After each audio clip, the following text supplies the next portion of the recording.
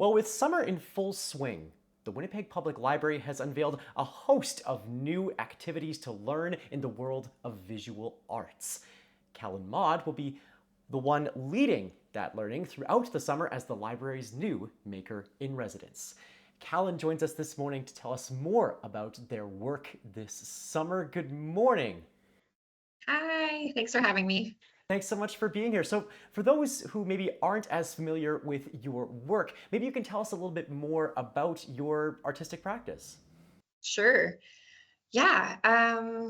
Well, creativity and art making has just always been a part of my life, and I've just loved drawing and creating since I was a kid, and I just never stopped. So I feel really grateful for that fact that it's just kind of been a continuous component of my life.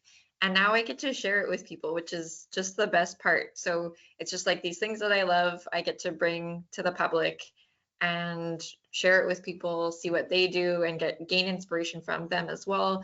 So it's kind of, yeah, it's just the best. My creative practice is very varied. I like to dabble with lots of different materials and different subjects. My curiosity is always leading me to new places, so I'm very much an intuitive maker, just kind of following where my interests lead me. And yeah, I love to dive into processes and try new things always.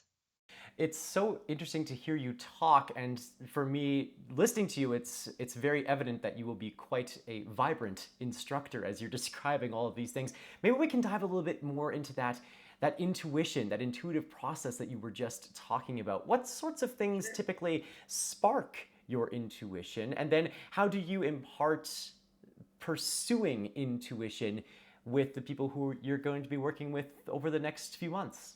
Yeah, great question. Um, I suppose for me it's kind of tapping into, yeah, like I was saying, what is my curiosity? What's that little spark? What seems interesting? What's kind of standing out to me at a time? Or, noticing if, like, right now I'm having a bunch of kind of photography themed things popping up for me. So I was just playing with some cyanotype prints yesterday, and I just came across this little program that I want to do in the fall. So it's like just noticing those little bits and pieces and then following that and acting on it.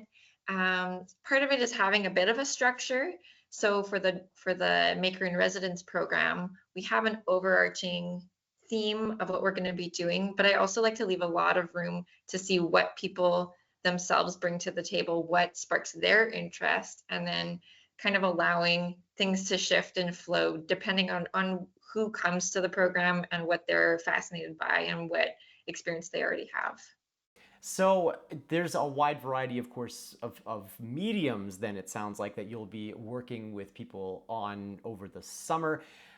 How then do you teach that sort of, wow, I'm really inspired by photography right now. I'm gonna go follow this theme. I would imagine that that's a little bit of a trickier thing to try and spark in people who are maybe dipping their toes into working in the visual arts for the very first time. What's your approach going to be for that? Yeah, I think the main focus for the program for me is really connecting with the community and just sharing that time and space to be creative together. Um, I mean, it would be amazing if people end up being inspired and wanting to go down different paths that we touch on throughout the program. However, if it's just like a one-off experience and we have a wonderful time creating together the one time somebody comes for a drop-in or the workshops, I'm super happy with that as well. Hmm. So yeah, we'll see how it goes. Yeah, you touched on this being connection being a huge part of your work as an artist, and that's really been a big part of your artistry as I've become a bit more well acquainted with your work, exploring the community around you and responding to the community through your practice. What sorts of things would you look to add to the experience of learning a new skill for those who are going to be dropping by the Winnipeg Public Libraries this summer? What sorts of things would you look to add to the experience? So, in addition to the creative process, also maybe reflecting the community around these emerging artists. Sure, yeah. I mean, I love that this is just a public drop-in and anybody can come, anybody with any background.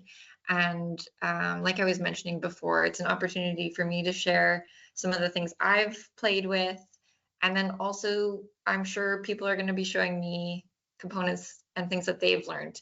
So I think there'll be some great exchanges going on. And then, yeah, I really hope to foster that between people as well. So like this first drop-in we're doing, it's kumihimo braiding, which is a Japanese technique, as well as friendship bracelets. So that'll be for about roughly 4 weeks.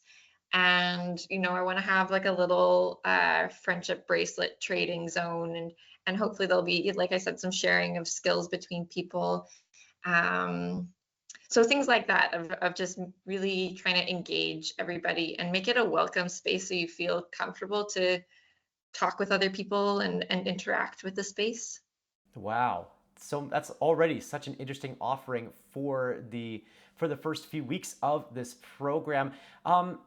Maybe it occurs to me also that this isn't a one-way street of inspiration. What sorts of things do you hope to take back into your individual practice from your time as maker in residence, so plugged into the community around you? Sure, yeah.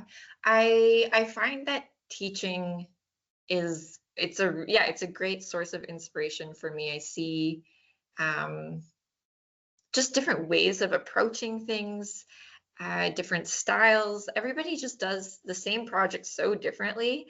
So that's super fascinating. And I don't know that I necessarily have one particular thing I'm hoping to gain. I think it just naturally happens that when I'm teaching and seeing all these people doing their incredible work, I just end up being more inspired and want to go home and create and play. And so it's this nice circle and it kind of just feeds itself. Perhaps there's no better time to find that inspiration in the summer months when there's a little bit more time on our hands. What makes summer the perfect time to try out a new artistic skill in your estimation for the people who are listening and going, man, I kind of want to do that, but maybe I'm a little bit on the fence right now? Sure, yeah. I think like you're saying, it's like some folks have a little bit more leisure time and that's wonderful. Even if you don't have a little bit more leisure time, a lot of the skills that we're going to be touching on in the drop-ins and in the workshops are pretty laid back. You can just pick it up and do a few minutes, like the braiding technique I was saying, or we'll be doing some DIY weaving later on in the months coming. And things like that are really great to just, like you're going on a road trip, you can just have it in your bag and work on it for a few minutes. You're at the cabin and you've got some downtime, or even if you're just at work and you've got like a few minutes at lunch, these are things that you can just pick up and work on a little bit by bit. And they're just, yeah, relaxing and satisfying, and you end up with a beautiful result. Wow, so many exciting things to get into with the Winnipeg Public Library Maker in Residence Callen Maude.